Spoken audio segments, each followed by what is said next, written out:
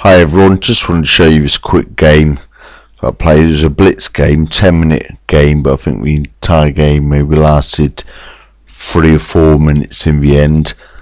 So quite a few errors in this, but it was quite a fun game as well, particularly as my opponent helped me on a few stages by making quite big mistakes, which can be quite helpful.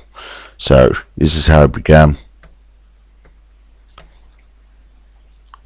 I just love seeing that move played after the lots of things you can play against it. Bishop c4, d4. I just think it's not got a bad reputation at all, but particularly in Blitz games I find it's quite easy to play against. So anyway, continued.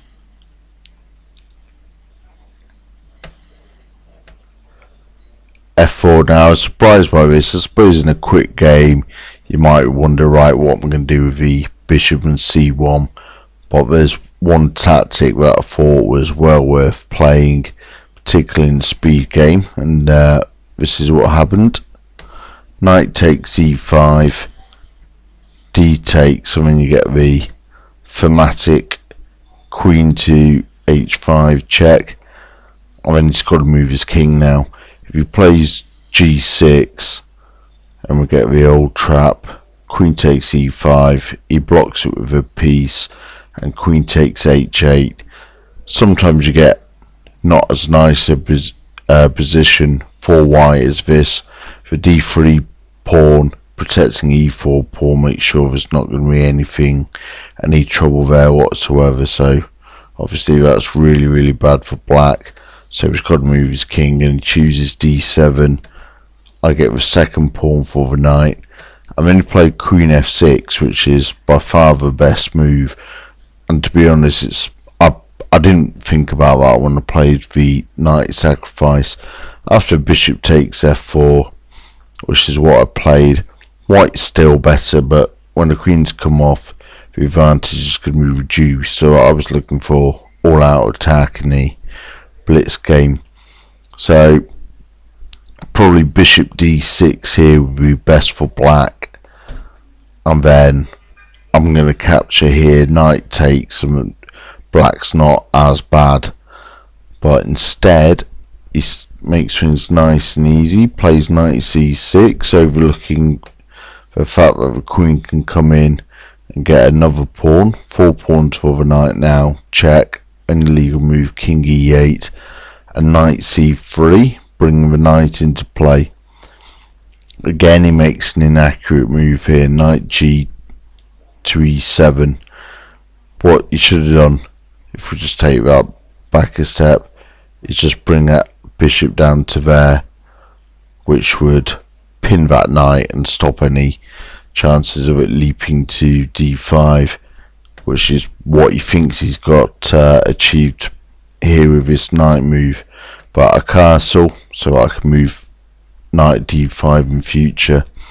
And then we get this g5, not terrible on its own, but what's it doing? It's not sensible play. Better would be bishop to e6, or get some development out. Bishop to e6, which will reduce the danger of this diagonal. And then you've got something like rook c8, forcing the queen back, even at the expense of that pawn. You know, he's got to get some activity going. So drop the bishop back, h5, that's a bad move. To start with, it doesn't threaten anything. I've got safe squares, and the bishop's quite safe, and black's got no right to be wasting his moves there. So we go full steam ahead now, e5, forcing the queen to move. He takes g6, and knight comes into the vacated square e4 now. All sorts of threats, mainly being knight d6 or knight f6 check.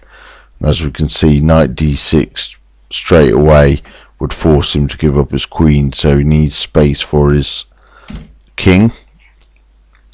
Bishop g7 gives him that. Now move order here doesn't particularly matter, but I don't want him to I don't want to allow king f8, so we're going to take over the f file as well. f4, try and open that file, bring the rook on f1 into play. g4 has to be played to try and close that, and then f5, again forcing the issue.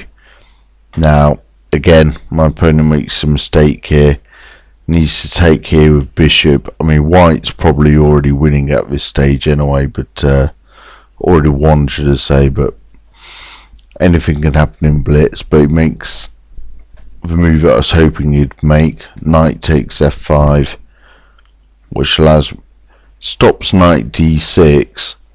So what do? Just remove the defender. Rook takes f5. Now if his queen takes, knight d6 check, forks king and queen and picks those up straight away, so he takes with the bishop. Now the knight comes in, he's got one, he can either give his queen up or he can play this, king f8, knight takes f5.